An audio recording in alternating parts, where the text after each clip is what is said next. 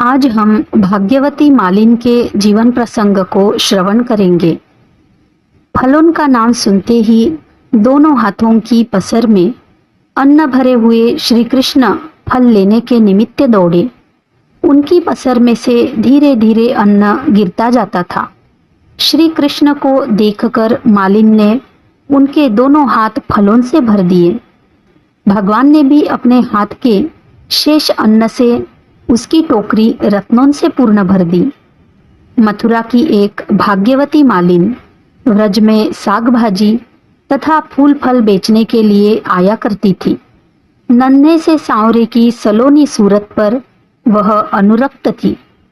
मुरली मनोहर की मनोहर मूर्ति उसके मन मंदिर में सदा बसी रहती और वह भावों के पुष्प चढ़ाकर अहरनिश उनकी अर्चा पूजा किया करती। श्याम सुंदर उसके मनोभाव को जानते थे, किंतु उसके अनुराग को बढ़ाने के निमित्त उससे बोलते नहीं थे। वह जब भी आती तभी आप खेलने के बहाने बाहर निकल जाते। वह बेचारी मन मसोस कर रह जाती और मन ही मन कहती, श्याम सुंदर, तुम इतने निष्ठुर क्यों हो? जो तुम्हें चाहते हैं उनसे तुम दूर भागते हो और जो तुमसे वैर करते हैं उन्हें प्रसन्नता से पास बुला लेते हो। तुम्हारी इस वक्रता का असली रहस्य क्या है? इसे कौन जान सकता है? मालिन के मन से मदन मोहन कभी दूर हटते ही नहीं, किंतु शरीर से सदा अलग ही रहते, मानो वे उससे डरते हो। मालिन घंटों नंदन भवन में बैठी रहती, किंतु नंदलाल के साथ आज तक उसका कभी संलाप नहीं हुआ। कभी उस बिहारी ने मालिन की ओर हंसकर नहीं देखा। प्रेम की कुछ उल्टी ही रीति है। प्रेमी ज्यों ही जो अपनी ओर उपेक्षा के भाव दिखाता है, त्यों त्यों अनुराग के भाव अधिकाधिक उमड़ने लगते हैं। प्रेम का स्वारस्य वियोग में ही है। विकलता उस आनंद का परिवर्धन करती है। वेदना ही उसका फल है।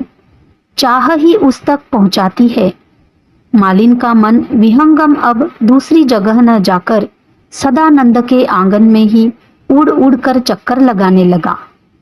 वैसे तो मालिन साग पात बेचकर मथुरा चली जाती, किंतु उसका मन गोकुल में रह जाता। प्रातः काल उठते ही वह मन की खोज में फिर गोकुल आती और मनमोहन की मंद मंद मुस्कान के साथ अपने मन को क्रीड़ा करते देखकर वह अपने आप को भूल जाती। उसका शरीर सांवले की सुंदर अरुण वर्ण पतली पतली अंगुलियों को स्पर्श करने के लिए सदा उत्सुक रहता। मन की एकमात्र यही साध थी कि मेरे रहने का घर भी श्याम सुंदर के सुखद स्पर्श से पावन बन जाए। जब मालिन की चाह पराकाष्ठा को पहुंच गई, जब उसे संसार में मोहन के सिवा कुछ भी नहीं दिखने लगा, तब फिर मोहन के मिलन में क्या देर थी। मोहन तो चाहने वालों से दौड़कर लिपटने वाले हैं, किंतु वह चाह होनी चाहिए असली। अब मालिन की चाह में किसी प्रकार का आवरण नहीं रहा। उसकी चाह मोहनमयी बन गई। एक दिन वह मोहन की मंजुल मूर्ति का ध्यान करती हुई व्रज में आवाज दे रही थी, फल ले लो री फल, फल ले लो री फल। संपूर्ण फलों के एकमात्र दाता श्री हरि मालिन से फल खरीदने के लिए घर से दौड़े। अरुण वर्ण के छोटे छोटे दोनों हाथों में धान्य भरकर जल्दी जल्दी हाँफते हुए वे मालिन की ओर आ रहे थे। कोमल करों की संधियों में से अनाज बिखरता चला आता था। मोहन उस मालिन से फल लेने को अधीर थे। मालिन का मन भी मोहनमय बना हुआ था। उस अवर्णनीय दृश्य में तन्मय था। चिरकाल की साध को पूरी होते देखकर मालिन अपने आप को भूल गई। कन्हैया के परम दुर्लभ कोमल कर स्पर्श के सुख से अधीर हुई उस मालिन ने कमल की पंखुड़ियों के समान खिले हुए उन दोनों जुड़े हुए हाथों को फलों से भर दिया। आहा, उस समय उसकी क्या दशा हुई होगी, उसका वर्णन कौन कवि अपनी कविता द्वारा करने में समर्थ हो सकता है।